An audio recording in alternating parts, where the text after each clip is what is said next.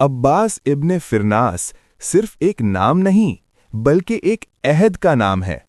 वो 9th century में Spain के एक बर्बर खानदान में पैदा हुए। उनका ताल्लुक कोर्डोबा की एमिरेट से था। वो उस दौर के सबसे बड़े पॉलीमैथ यानी हकीम थे। एक ऐसा शख्स जो साइंस, आर्ट और इंजीनियरिंग सब में महारत रखता हो।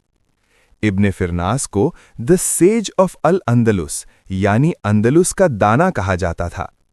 उन्होंने ना सिर्फ आसमान की गहराइयों को समझा, बल्कि शीशे से लेकर म्यूजिक तक हर फील्ड में नई इजादात कहीं।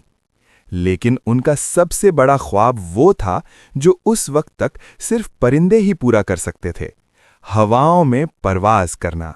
सोचिए, आज से तकरीबन 1200 साल पहले, जब इंसान के पास ना इंजन था, ना टेक्नोलॉजी और ना ही कोई मिसाल, स्पेन के शहर कॉर्डोबा में एक शख्स ने वो कर दिखाया जो उस वक्त नामुमकिन समझा जाता था। लोग उसे पागल कह रहे थे, लेकिन उसकी आंखों में एक जुनून था। ये कहानी है अब्बास इब्ने फिरनास की, वो पहला इंसान जिसने आसमान को फतह करने की कोशिश की। लेकिन इब्ने फिरनास सिर्फ एक फ्लाइंग मैन नहीं था, वो अपने वक्त का लियोनार्डो द विंची था।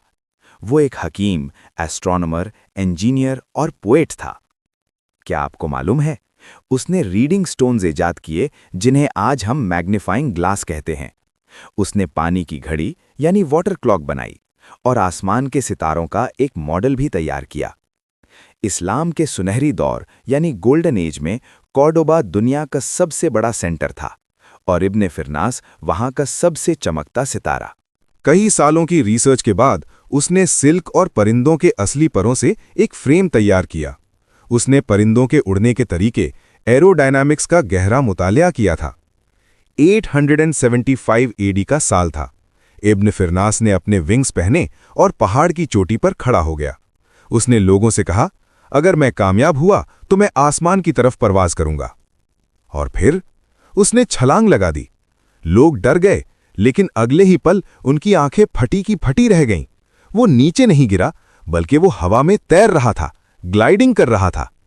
तकरीबन 10 मिनट तक वो एक परिंदे की तरह कोर्डोबा के आसमान पर परवाज करता रहा। ये तारीख की पहली कंट्रोल्ड फ्लाइट थी। लेकिन जब लैंडिंग का वक्त आया तो एक मसला हो गया। उसने लैंडिंग की स्पीड कम करने का कोई इंतजाम नहीं किया था। वो जमीन पर जोर से गिरा। वो जिंदा तो बच गया, लेकिन उसकी कमर में गहरी चोट आई। बाद में उसने रियलाइज किया कि परिंदों की दुम यानी टेल होती है जो लैंडिंग में मदद करती है। लेकिन उसकी ये गलती अगले 1000 साल तक इंजीनियर्स के लिए सबक बनी। आज हर जहाज की टेल होती है जो हमें इब्ने फिरनास की उस कोशिश की याद दिलाती है। आज दुनिया उसे भूल गई होगी, लेकिन साइंस नहीं भूली। चांद पर एक क्रेटर का नाम इब्ने फिरनास रखा गया है। बगदाद और दुबई में उसके नाम के एयरपोर्ट्स और स्टैचूज हैं। वो एक ऐसा मुस्लिम साइंटिस्ट था जिसने हमें ख्वाब देखना सिखाया।